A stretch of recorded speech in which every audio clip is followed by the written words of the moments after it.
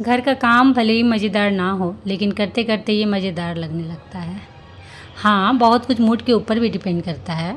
मतलब मूड अगर अच्छा तो घर के काम भी अच्छे, और मूड ख़राब तो फिर तो घर के काम राम ही भरोसे। जी हाँ। पर अब ना टाइम के साथ साथ, मतलब इतना लंबा टाइम हो गया घर के काम को संभालते हुए, घर को संभालते हुए, तो अब लगता है ना कि मेरी हैप्पीनेस और सैड की एक ही वजह है, घर।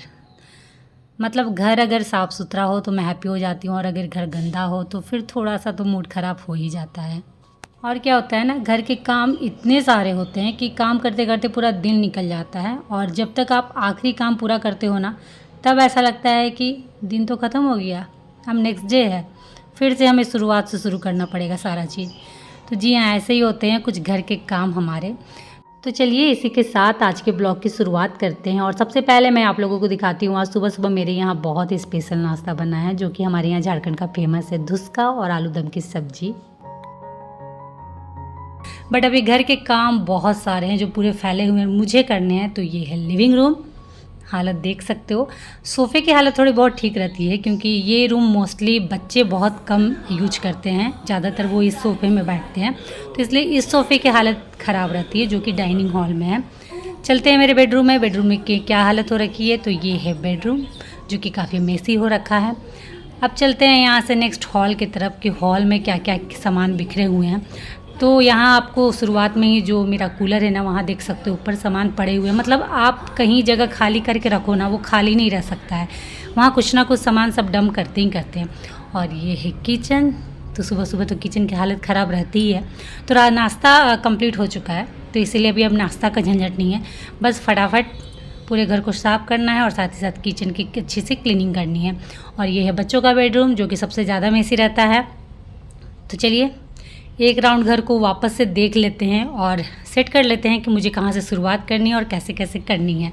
तो hi everyone, welcome back to my channel. तो फ्रेंड्स, कैसे हो आप सब? आई होप आप सब बहुत अच्छे होंगे। तो जब काम की शुरुआत करनी है तो क्यों ना हम एंट्रेंस से करें। जी हाँ, बाहर से ही स्टार्ट करते हैं। तो सबसे पहले ये जो जूते चप्पल आप फैले हुए देख रहे हो ना, इसे मैं सबसे पहले अपनी जगह में रखती हूँ। तो जब भी सुबह काम की शुरुआत करती हूँ तो मोस्टली किचन से ही होता है, बट आज संडे है, छुट्टी है, वैसे कोई हड़बड़ी नहीं है, सभी घर में थे, तो इसलिए मैंने एंट्रेंस से स्टार्ट किया कि पहले मैं यहाँ से स्टार्ट करती हूँ। क्या होता है ना, संडे को मोस्टली सभी की छुट्टी रहती है, तो कभी कभार मॉर्निंग में ही बहुत सारे गेस्ट आ जाते हैं अचानक से, तो इसलिए ये जो बाहर का एरिया है ना, ये साफ़ सुथरा रखना बहुत ज़्यादा ज़रूरी है। और साथ ही साथ लिविंग रूम तो पहले इसे कर लेते हैं, और उसके बाद फिर हम लोग लिविंग रूम की क्लीनिंग करेंगे। तो जितने जूते चप्पल थे सबको मैंने सूर्य एक में डाल दिया है। अब एक बार माइक्रोफाइबर क्लॉथ से अच्छे से सूर्य को जो भी गमले रखे हैं उसे, और जो ये आर्टिफिशियल प्लांट है इसे पोंछ देते हैं, क्योंकि ना डस्ट बहुत ज़्यादा आता है। तो ऐसे तो आपको दिखेगा नहीं, बट जब आप कपड़े घुमा के पोंछोगे ना, तब पता चलता है कि कितना ज़्यादा डस्ट बैठा रहता है सारे फर्नीचर में, सारे शोपीस में, और ये आर्टिफिशियल प्लांट में। तो फटाफट इसे मैं क्लीन करती हूँ, और उसके बाद चलते हैं जो मेरा मेन डोर है, इसे भी एक बार मैं हाथ घुमा ही देती हूँ। और मेरी क्या आदत है ना, अगर मैं किसी भी कोई एक कॉर्नर की या कोई एक एरिया की सफाई कर रही हूँ, तो वहाँ जितने भी चीज़ें हैं मैं प्रॉपर उन सभी को क्लीन कर देती हूँ साथ ही साथ, क्योंकि ज़्यादा टाइम सच में नहीं लगता। आप अगर सोचते रहोगे तो ज़्यादा टाइम लगेगा।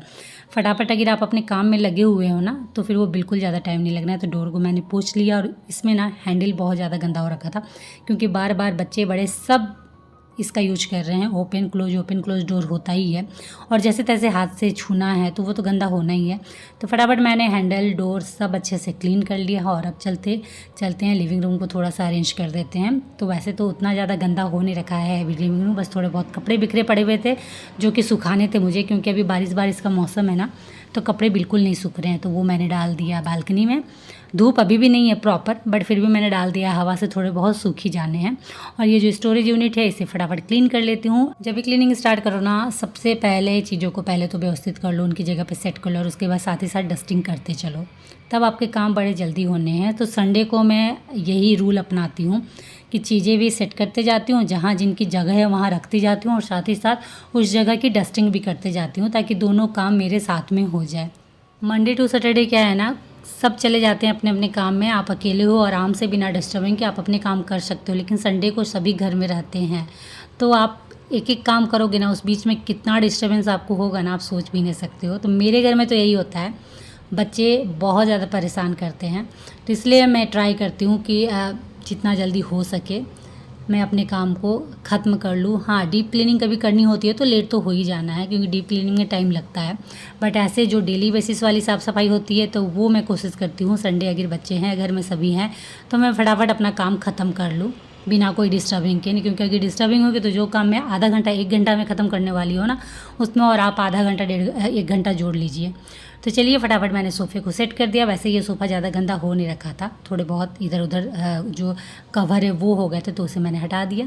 अब बारी थी टेबल पोंछने की, और इस टेबल को लेकर ना बहुत सारे मैसेज आते हैं कि ये टेबल आपका किस मटेरियल का है। तो ये है इटालियन मार्बल का, और क्वालिटी बहुत अच्छी है। मतलब जो इटालियन मार्बल दिया हुआ है ना ऊपर में, वो जैसा शाइनिंग हमने जब लिया था उस वक्त था, अभी भी सेम टू सेम वैसा ही है, कुछ नहीं हुआ है। लिए हुए आई थिंक इसे 6 ईयर्स हो गया है।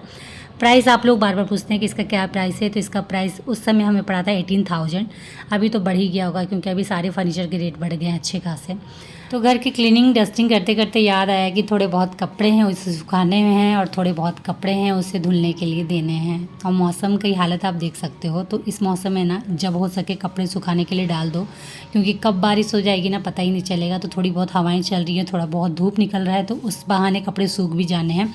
और जब तक मैं इधर घर के काम निपटाऊंगी तब तक जो कपड़े मैंने धुलने लगे डाले हुए हैं वो भी धुल के निकल जाने हैं। क्योंकि प्रॉब्लम ये होती है ना कि अगर ज़ोरदार बारिश हो गई तो करंट फिर चले जाते हैं, लाइन जो है ना वो फिर कट जाती है, तो फिर आपके कपड़े वैसे ही पड़े रहने वाले हैं।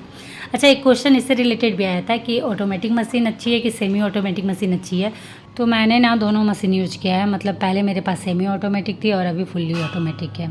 तो जो सेमी ऑटोमेटिक है ना, उसमें बेनिफिट क्या है कि अगर आपने कपड़े धोने डाले हैं, लगाए हुए हैं कपड़े, अगर आपने धुलने और लाइन चला गया तो फिर आप उसे निकाल के खंगार के, या जो भी अगर नहीं धुला भी हुआ है तो आप धो के सुखा सकते हो।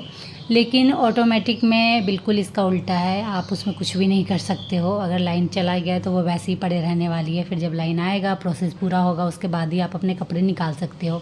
तो ये डिफरेंसेज है। और सेमी ऑटोमेटिक में उतना केयर का ज़रूरत नहीं होता है उस मशीन में, लेकिन ऑटोमेटिक में थोड़ा सा आपको केयर करना पड़ेगा, क्योंकि इसके जो सामान भी होते हैं ना, मतलब अगर कुछ थोड़े बहुत ख़राब भी हो गए तो आपको अच्छी खासी प्राइस दे के फिर उसे बनाना पड़ता है। और ऑटोमेटिक में जो भी सामान लगे हुए रहते हैं उनकी उतनी प्राइस नहीं रहती है, थोड़े बहुत पैसों में आप उन्हें बना सकते हो। मतलब ज़्यादा से ज़्यादा 500, 1000, 2000 ऐसे, उससे ज़्यादा उसमें नहीं लगता है। लेकिन अगर ऑटोमेटिक मशीन अगर आप वारंटी पीरियड के बाद अगर आपकी ख़राब हो गई तो फिर उसमें अच्छे खासे पैसे लगने हैं। तो बहुत सारे डिफरेंसेज है। जब भी आप घर के लिए कोई भी चीज़ परचेज करते हो, कोई भी प्रोडक्ट लेते हो, तो एक बार ज़रूर ये सोच लेना कि वो आपके लिए सूटेबल है कि नहीं है, उसकी आपको नीड है कि नहीं है, तभी जाके उस चीज़ को परचेज करना। क्योंकि मेरे यहाँ अभी ऑटोमेटिक पहले ही मैंने सोचा था, बट बहुत सारे रीज़न से नहीं लिया था, सेमी ऑटोमेटिक ही चल रहा था। बट बाद में क्या प्रॉब्लम होने लगा ना कि कपड़े अच्छे से नहीं धुल रहे थे, तो बहुत ज़्यादा प्रॉब्लम हो रहा था, वापस मुझे उसे हाथ से धोना पड़ता था। तब हमने उसे एक्सचेंज किया और सेमी ऑटोमेटिक की जगह हमने फुली ऑटोमेटिक लिया। ओके, तो चलिए धीरे धीरे करते करते मैंने सारे बेडरूम सेट कर लिए थे, और अब मैं आ गई थी बच्चों के बेडरूम, जो कि काफ़ी गंदा हो रखा रहता है। यहाँ सारी चीज़ें बिखरी हुई रहती है, एक भी चीज़ें आपको अपनी जगह में नहीं दिखने वाली है। तो पूरे घर में इकलौता ये एक ऐसा रूम है जिसमें मुझे पूरे दिन बीच बीच में आके थोड़ा थोड़ा लगना पड़ता है। नहीं तो बच्चे बहुत ज़्यादा हालत ख़राब करके रखते हैं। जितनी देर वो स्कूल में रहते हैं ये रूम पूरा सेट रहता है, बट स्कूल से आने के बाद मजाल है कि ये रूम आपको सही सलामत मिले, अच्छे से मिले। कुछ ना कुछ गड़बड़ रहती ही रहती है। कभी बेडशीट इधर उधर हो गए हैं, तो कभी कॉपी किताब फेंके हुए हैं, तो कभी कुछ। तो आप दिन भर लगे रहो, तो बीच बीच में एक बार मैं घूमते फिरते ज़रूर इस रूम में आके जो भी सामान इधर उधर बिखरे हुए रहते हैं तो उन्हें सेट कर देती हूँ। तो चलिए बच्चों के रूम भी हो गए थे, और साथ ही साथ मैं डस्टिंग भी करते जा रही थी कि मेरे काम फटाफट हो। झाड़ू उसके बाद फटाफट करना है, और फिर लास्ट में मॉपिंग। और मॉपिंग हो जाने के बाद ना सही मायने में लगता है कि हाँ, घर अब मेरा साफ़ सुथरा हो गया है।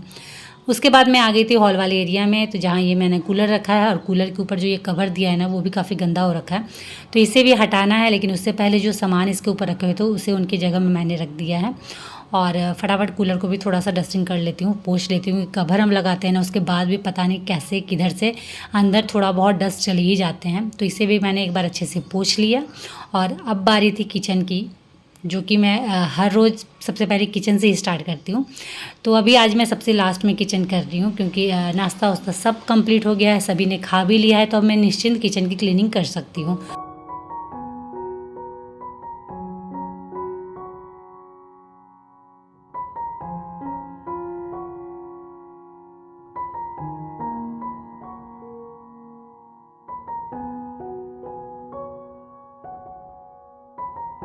किचन की क्लीनिंग जब भी हम स्टार्ट करते हैं ना, पहले तो काउंटर टॉप में जो भी बर्तन हैं, जो भी सामानें रखी हुई हैं, उन सबको हटाते हैं। उसके बाद काउंटर टॉप और गैस की क्लीनिंग करते हैं और उसके बाद फिर बर्तनों में रखते हैं। जो अगर थोड़े बहुत बर्तन सिंक में हो तो बर्तन थोड़े बहुत सिंक में थे, उसे मैंने क्लीन कर दिया। तो एक हिस्सा किचन का क्लीन हो चुका था और ये दूसरी तरफ का हिस्सा है जहाँ मैंने ये नया फर्नीचर एड ऑन किया था। तो इसे भी पोंछ लेते हैं और ये वाइट में है ना, तो अगर थोड़ा बहुत भी गंदा होता है तो तुरंत दिखता है और इसके चलते ही ना किचन और ज़्यादा खूबसूरत हो गया है। तो अगर इसमें थोड़ा बहुत भी गंदा रहेगा ना तो पूरे किचन का लुक ख़राब कर सकता है। तो इसीलिए इसे पोंछना तो बनता ही बनता है। और अगर आपके घर में वाइट फर्नीचर है तो थोड़ा सा मेंटेन और थोड़ा सा केयर उसको चाहिए। तो बीच बीच में आपको लगना पड़ता है। तो वाइट फर्नीचर जितना देखने में अच्छा लगता है ना, उतना मेंटेनेंस भी खोजता है, तो वो तो चाहिए ही चाहिए। तो चलिए, सब तरफ अच्छे से क्लीनिंग डस्टिंग हो गई थी और अब बचा हुआ था सिर्फ मॉपिंग। तो फटाफट मॉपिंग भी स्टार्ट करते हैं।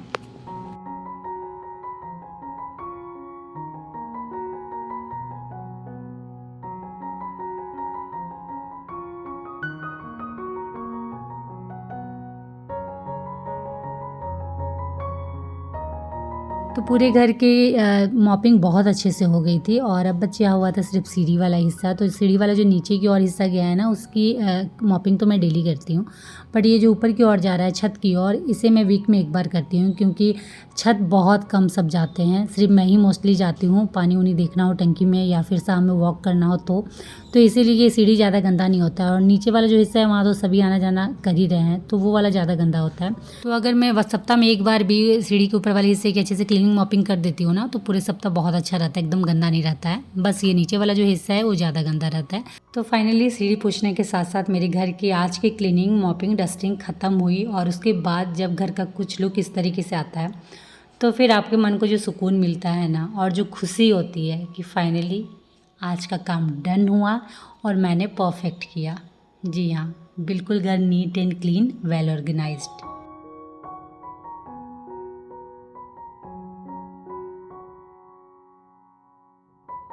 तो स्टार्टिंग में जब मैं घर साफ़ करने निकली थी तो डर लग रहा था कि अभी कैसे करूँगी, बट फाइनली काम ख़त्म होने के बाद जो सुकून मिलता है ना, तो ऐसे घर को देख के आप कैसे नहीं हैप्पी होगे। सैड होने की तो कोई बात ही नहीं है। स्टार्टिंग में हम सैड रहते हैं जब घर की हालत देखते हैं बहुत ख़राब है, बट उसके बाद जब इतनी मेहनत के बाद जो फल मिलता है ना, जो घर आपका नीट और क्लीन दिखता है ना, तो उसके बाद अगर आप कितने भी सैड हो, कितना भी मूड ख़राब हो ना, तो तुरंत वो चेंज हो जाना है और जो आप सैड थे तुरंत आप हैप्पी हो जाने हैं। तो चलिए, इसी के साथ इस ब्लॉग को भी मैं यहीं एंड करती हूँ क्योंकि भूख काफ़ी ज़ोर से लगी है और नाश्ता मेरा बाकी है अभी। तो इसी के साथ इस ब्लॉग को करते हैं यहीं एंड और उम्मीद करती हूँ कि आज का ब्लॉग आप लोगों को अच्छा लगा हो। तो अच्छा लगा हो फ्रेंड तो फटाफट लाइक करिए, शेयर करिए और चैनल में नए आए हो तो प्लीज़ चैनल को सब्सक्राइब ज़रूर कर लीजिएगा। तो चलिए, आज के लिए इतना ही, मिलते हैं नेक्स्ट ब्लॉग में, तब तक के लिए बाय और आप सब अपना ख्याल रखिएगा।